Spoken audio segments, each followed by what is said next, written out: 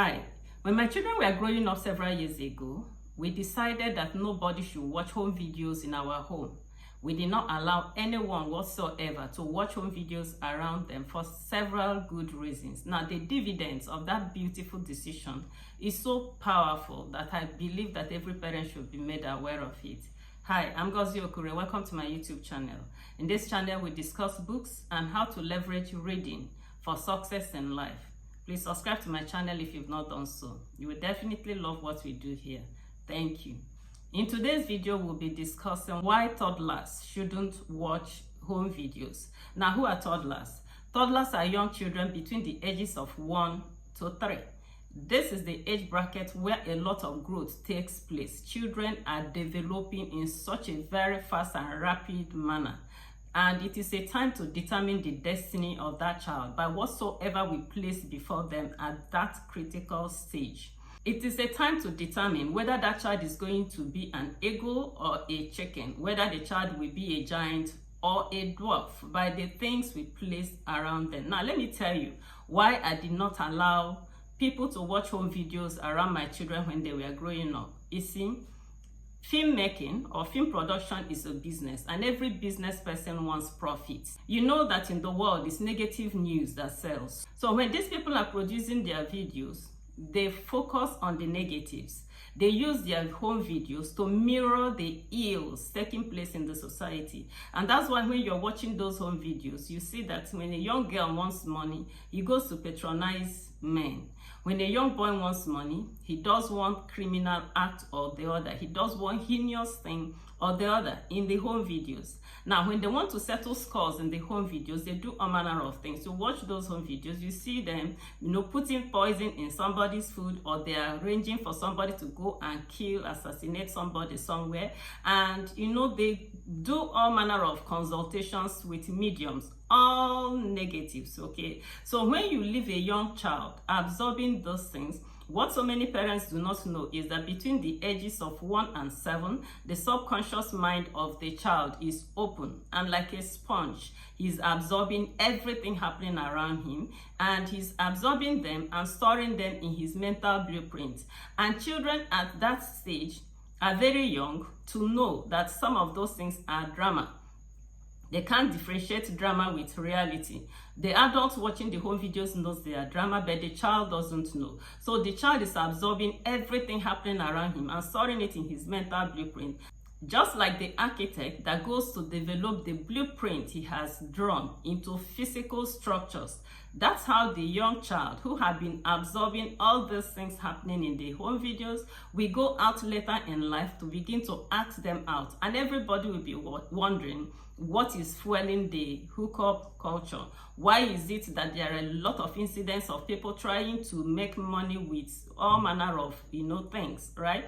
Okay, so some of those things are things that children absorbed and stored in their mental blueprints when they were young.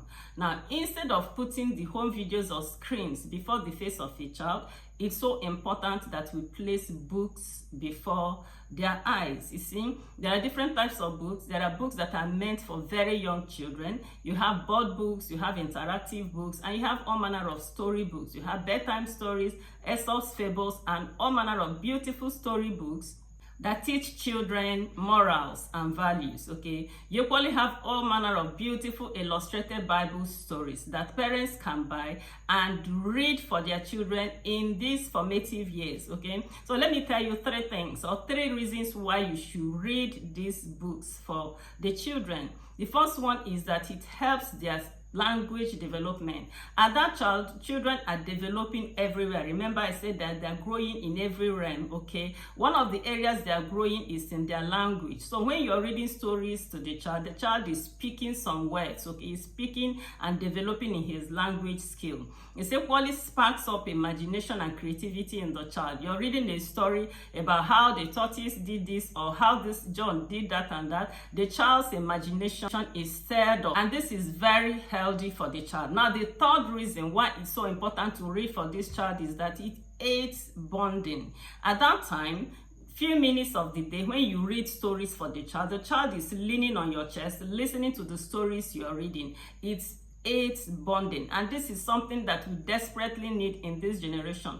Children should be close to their parents. Children should be able to say, my mommy is my greatest role model. And it all boils down to sitting down and reading stories for your children. Now, when you're reading these stories for your children, let me tell you what you're communicating to that child. Although he can't read yet, what you're communicating to that child is that books are so important. You're communicating that books are fun, that their books are treasures, okay? Those are the things you're communicating to that child. Now, fast forward to when that child is 4 or 5 years old, and then he has learned how to read. He will begin to read, and the foundation of his reading starts from the time when you are reading those stories for him. Then the next thing you need to do at that time when the child has started reading is to begin to give him more books, okay, varieties of books to keep reading, because habits are formed by repetition. So you just make sure that you continue to supply that child with books, and as he continues to read, before you know it, because man is a creature of habit, and whatsoever we do repeatedly becomes habitual, you will see that within a month or two, that child would have picked the reading culture, would have picked the habit of reading.